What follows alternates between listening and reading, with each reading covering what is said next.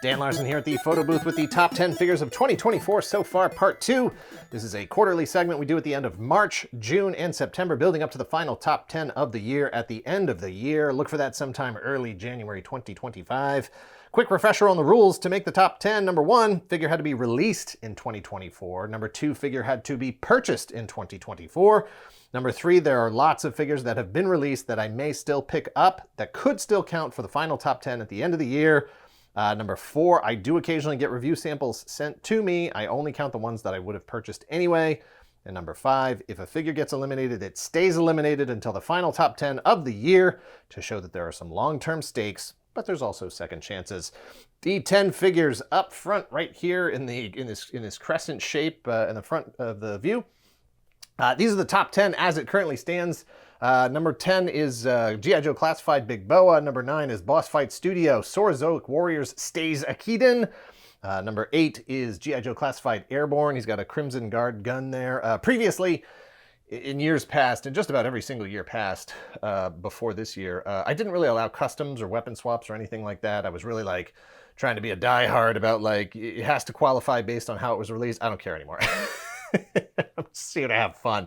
So I swapped out his gun for a Crimson Guard's rifle, which is more accurate to the retro figure. That's just the way I like it. Number 7 is Masters of the Universe New Eternia Snout Spout. Number 6, McFarlane Toys DC Multiverse Captain Carrot, sporting a custom wired cloth goods cape there.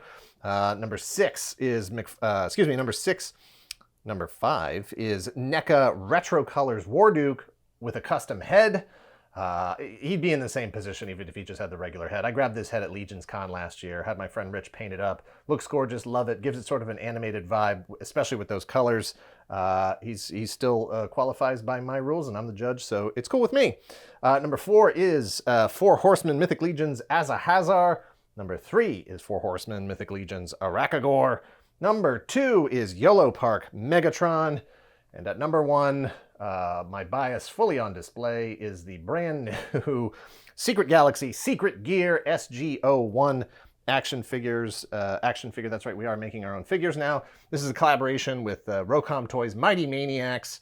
It's got our logo on the shoulder and everything there. These did sell out. The initial run of these did sell out back in April. The restock, as of this video, there are still some figures in stock. If you want to grab one, check out secretgalaxy.shop. Can't guarantee that based on whenever you watch this video, they are still in stock. But if you're watching this anytime around, July of 2024, you may still have a shot. Anyway, if you haven't watched the previous video and you want to see what got eliminated already, go check that out and then come back here. Everything else in the booth behind these lads here, everything in the back, is everything else that I've picked up this year since the last video. It's time to narrow this back down to 10 and see who survives. Let's go. So I'm just going to pull out randomly, not randomly, I got to get this back down to 10. So there's the 10 figures that were here, and then 1, 2, 3, you can't see them all just yet. The figures in the back here, I need to get this all back down to 10 so we can line them up again and see where we stand for halfway through the year at this point.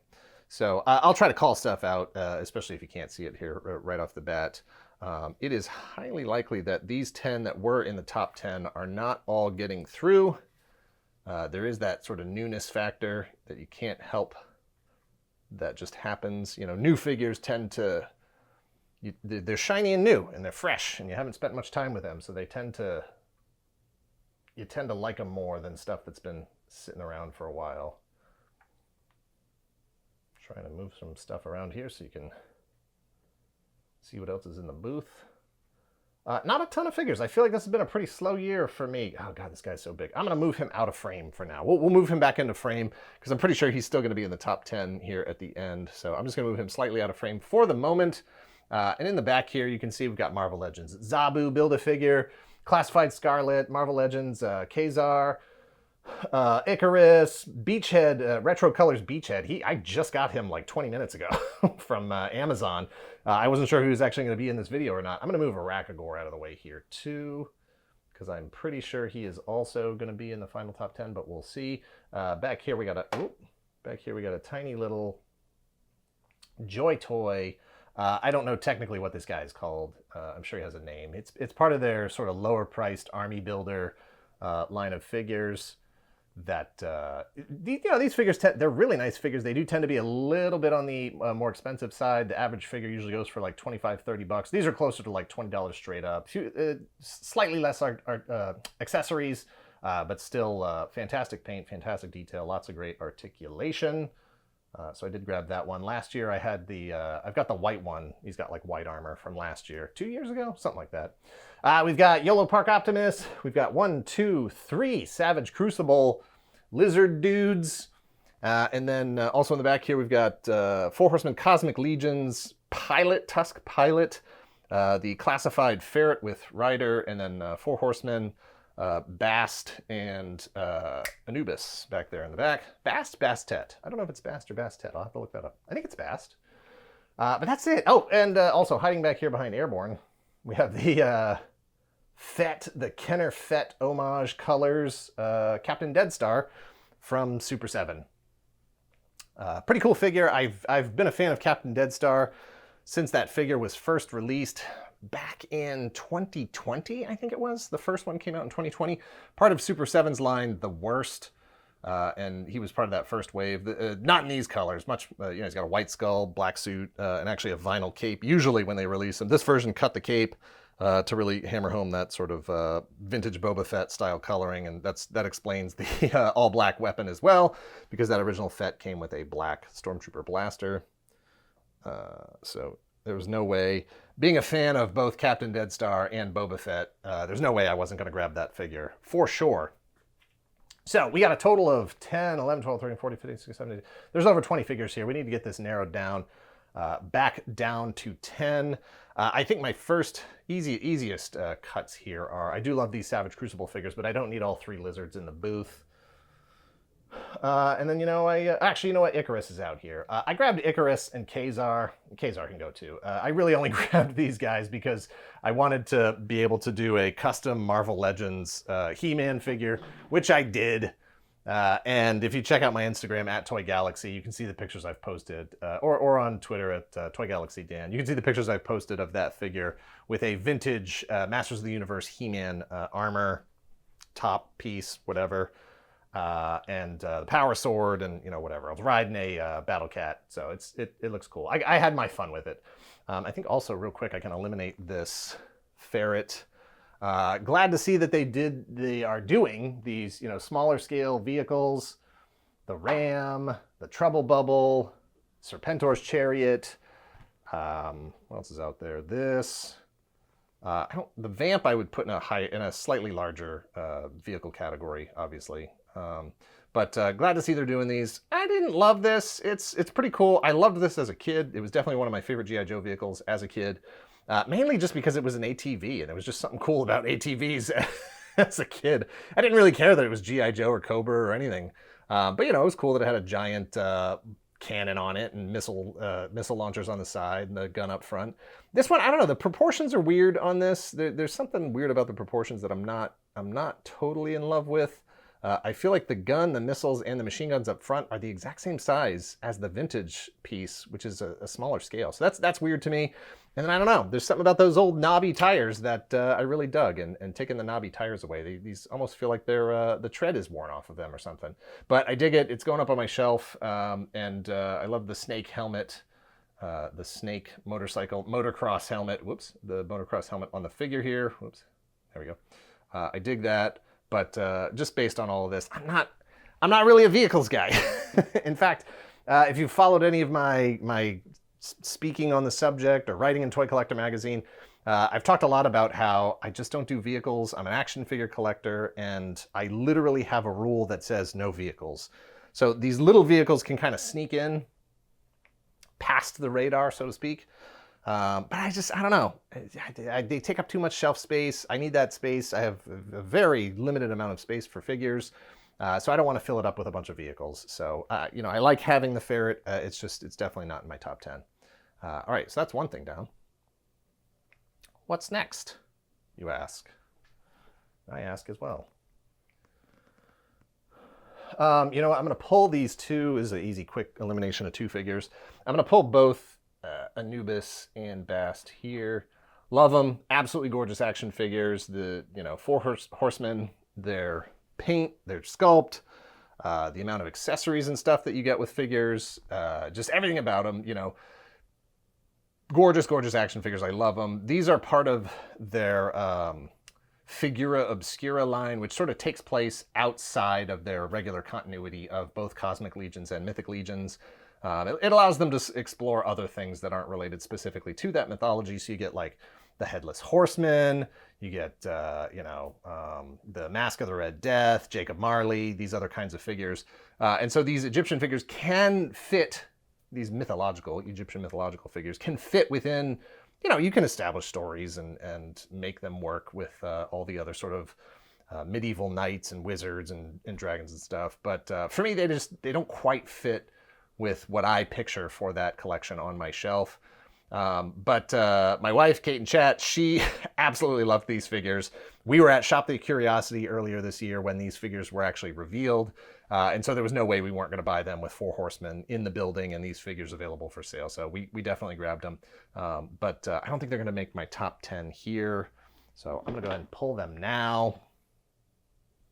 And then like I was saying, I don't think I need all 3 of these Savage Crucible lizard dudes. I'm going to go ahead and leave this guy. These two, yeah. I forgot to write his name down. I don't remember what his name is. Villamir, something like that. He's really fantastic. Just the amount of character, the sculpt detail on this, the paint detail, the shininess of the armor. This is technically not his sword. I think it went with the other guy here. I don't have his sword here with me. I just dig these swords, and anybody I can give them to, I'm going to give them to. So, you know, you got your articulated tail here with armor on it, articulated jaw. Just absolutely gorgeous action figures. In fact, I was just at Joe Fest last weekend, 2 weekends ago, and the Savage Crucible was there, and I didn't get much time to get out actually on the floor, and I meant to go buy a figure and an accessory pack. In fact, I had them in my hands, and then I got distracted and had to go do something else, and I never went back to purchase them. And that is my one biggest, huge regret of Joe Fest, is that I didn't have more time to actually be out on the floor to shop. Now, the good thing is I was very busy out front, talking to people, talking to you guys, meeting people, and having fun that way. But in terms of, and it saved me a bunch of money, so that was cool. But in terms of actually getting out there on the floor to shop, I wasn't able to. So I'm going to leave this guy, Vilmir, something like that. I can't remember his name. I should have written it down for my notes here. But my only complaint with these Savage Crucible figures, fantastic. I backed the Kickstarter. My only complaint is I don't like toe articulation, and these guys have toe articulation. I know there are tons of collectors who do like that, who do want that, but I am actually seriously considering gluing the toes on all of these. I just don't like how it affects the stability of a figure being able to stand on its own without some kind of hand support or stand support or whatever. That goes for Hasbro, that goes for every manufacturer represented in this booth. I'm looking at you too, McFarlane Toys, with your toe articulation on Captain Carrot here. Yolopark has toe articulation on this Megatron. I hate it. I hate it. I hate it. I hate it. I want them to be stable, not... And there's so few poses where I would actually want to put them on their toes that it just... I don't need it. So anyway, rant over. What do we got left here? More than 10. We still got to work down here. See if we can move some more into frame. I can put this guy back in over here. Move Arachagore back in the way back.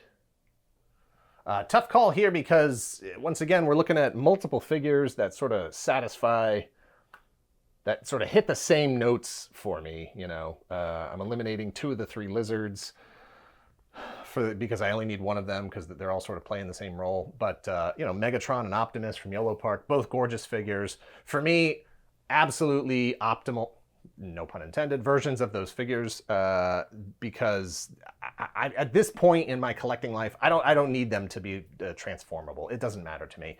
Every other Transformer I have on my shelf just stays in robot mode, and I pose them in robot mode. I almost never actually change them into their alt modes anymore. So I don't need it. And at this point, I love having, you know, figures that are more representative of the character version of those robots than of their actual alt modes. I don't need him to turn into a gun. I don't need Optimus to turn into a truck. I like that they are super posable, fantastic materials. They light up. They're just great. The price point's not bad either. So, and as far as that's concerned, I think I'm not all in on Yolopark. As soon as they hit Soundwave, which has sort of been teased in pictures and other lines that they do, as soon as I hit Soundwave, I think I'm done with that line. I'm not looking to go very deep in that. Optimus, Megatron, Soundwave, those are basically my top three, and then everything else is like way distant third, fourth, fifth place after that. So, you know what? I love this Scarlet. She's gorgeous, best Scarlet ever.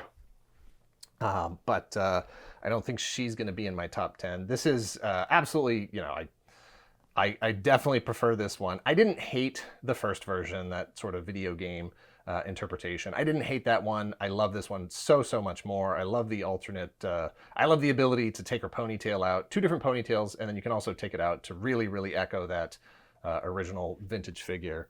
And I love her quiver over here with her arrows in it. Just a fantastic figure, gorgeous piece.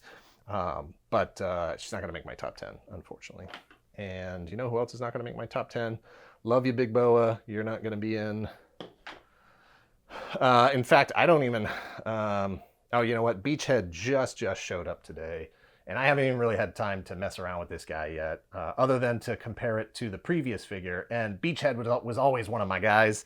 Not as a kid, because I didn't own him until I was definitely into, you know, my adult collection. But he has since become one of my favorite figures. I swapped out his gun for a gun that my friend Rich has already previously painted for me, and then also his crossbow, Rich also painted for me. Thank you, Rich.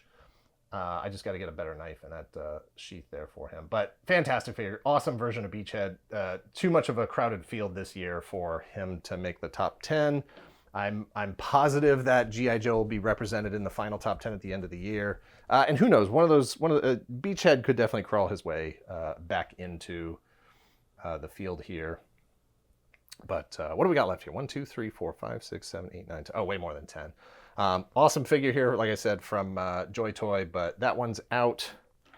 Love this Super 7. Like I said, color, vintage Fett homage colorway, but he's going to be out. Where are we at? 1, 2, 3, 4, 5, 6, 7, 8, 9, 10. All right, we still got to drop 3 here. I think Love Ya is going to be crazy. I'm going to do this. No more classified in the top 10 for now. Like I said, it's highly likely that one of those figures could get back in, or something else that gets released this year could get in as well. I know we're still looking at Alpine, Storm Shadow version 2. There's more bats coming this year, and I'm sure there's other figures that we haven't seen. Hey, the Dragonfly's out later this year with Wild Weasel, with Wild Bill, and then the other exclusive figures, that Night Force Ripcord could absolutely get into my top 10 easy. So don't you worry about classified; they'll be back. All right. I don't think. Ooh, this. Ooh. All right, now it's getting serious. Snoutspout, you're gorgeous. What an amazing figure. I never thought in a million years that I would ever even have a Snoutspout, A, in my collection, B, in consideration for a top 10 figure. You could be back at the end of the year as well, but for now, you're out. 1, 2, 3, 4, 5, 6, 7, 8, 9, 10. Are we down to 11? 1, 2, 3, 4, 5, 6, 7, 8, 9, 10, 11. Yes, we only have to eliminate one more. Easy for me. Easy for me. All right. Who's going? This is, and you know what? This is, oh, you know what? Actually, I'm sorry. We're not actually down to 11 here. We're down to 12 because I forgot to include our second release figure. This is our Secret Gear SG02 Darkhawk. That's D-A-R-K space H-A-W-K Darkhawk. If you haven't heard, this is based on a figure.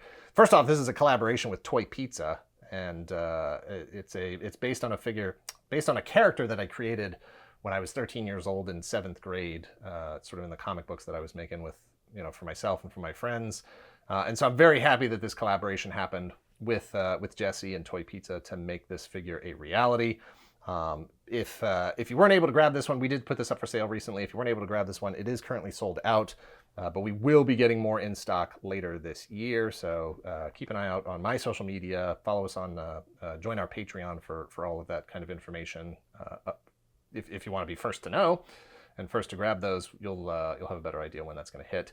But I am obviously going to include this. Once again, I am super biased because I never thought I'd be in a position where I'd be considering action figures that were based on characters I created in my own top 10 here, and there's no rule that says I can't include them. Also, we also introduced an accessory kit for SG-01.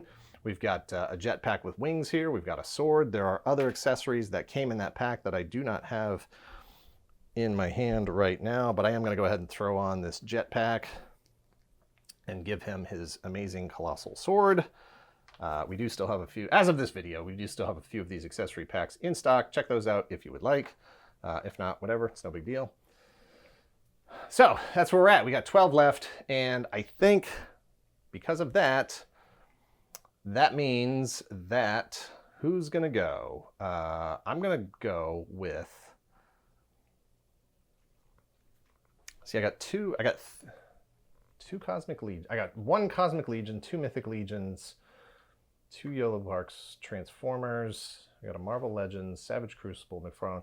Got a good diversity here. I feel like I can eliminate one of these two or one of these two or one of each to get me back down to my 10 and still have, I like my 10s to have a diversity of companies included, of figure styles included, just to, at the end of the year, I really love having a nice snapshot of what it was like collecting that year. Even if that's not specifically exactly like, oh, these are my top 10. Because some years that means, yeah, I'm stalling right now. Some years that means I would end up with like 8 classified figures and 2 Mythic Legions. And I don't want my top 10 to look like that.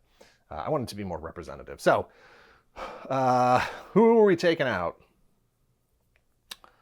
We are taking out, it's so weird to keep Warduke in here too. I'm going to pull Warduke. I know this is almost, now, you know what? I'm not. It's almost blasphemous to do that. I already pulled the Boba Fett representation from this top 10. I don't know if I can pull Warduke too. I think I'm going to take out the pilot. Love this guy, but he's almost exactly the same figure from last year that I have in blue or purple or whatever that is. This guy's just in red. Also, the sword didn't come with it. I added the sword. So I'm going to pull that. That gets us down to 3, 6, 1, 2, 3, 4, 5, 6, 7, 8, 9, 10. So we're at 11. Yeah, I think...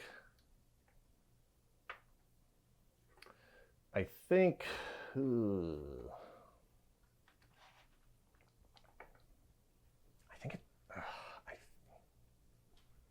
All right, it's going to be,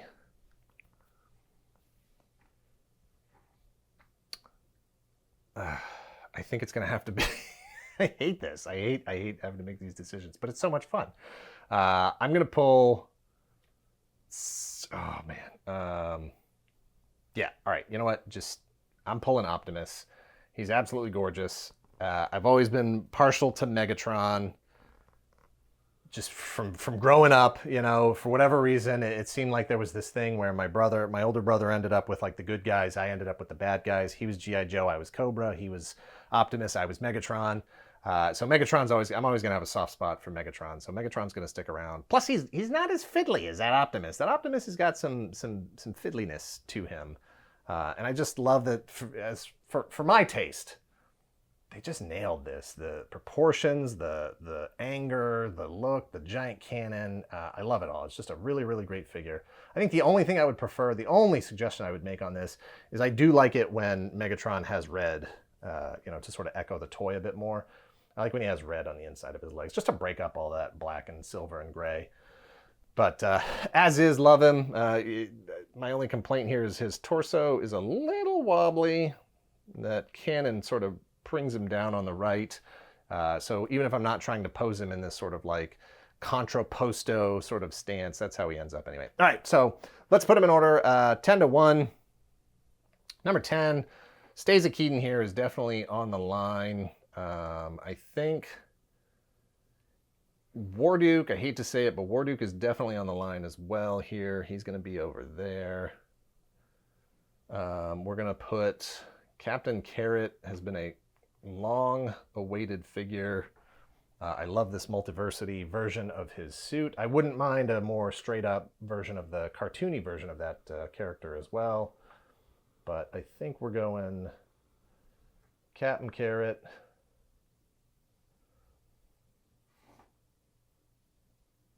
Savage Crucible.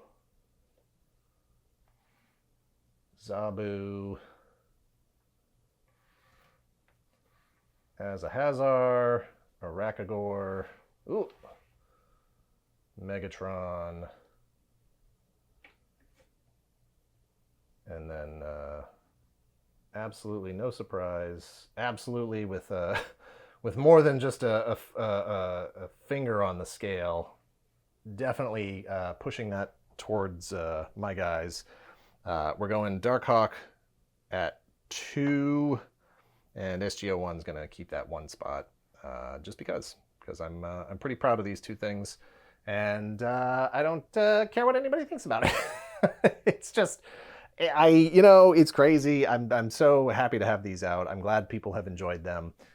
And if it took us, 9 years of our YouTube channel to get to this point, it's pretty neat to be at a point where we've made the relationships and have enough of a fan base that we can actually produce merch like this so that I can have them. That's all I really want out of it.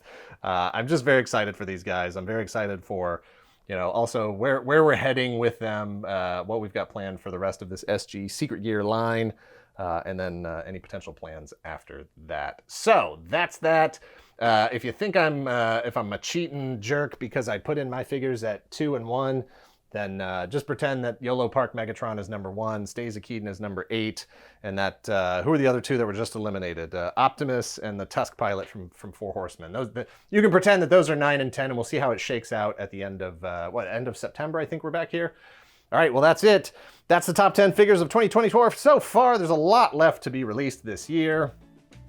Lots of stuff I'm excited for that is definitely going to challenge the figures currently ranked here. 4 Horsemen's Necronominous Wave, Fresh Monkey Fiction's Monster Force, the Marvel Legends Ghost Rider, and who knows what's going to be shown off at SDC in the next couple weeks. That will suddenly be on shelves in the next 30 days after that. Thank you for watching this and all our videos. Hit like, hit subscribe if you're not already a subscriber. Thank you very much to those of you who already are. Make sure you head over to Secret Galaxy and subscribe there if you haven't already. Turn on notifications for both channels. Check out our Patreon at patreon.com/toygalaxy and let me know if you have any questions about these figures and also what your top 10 currently looks like down in the comments. Thanks for watching. Later.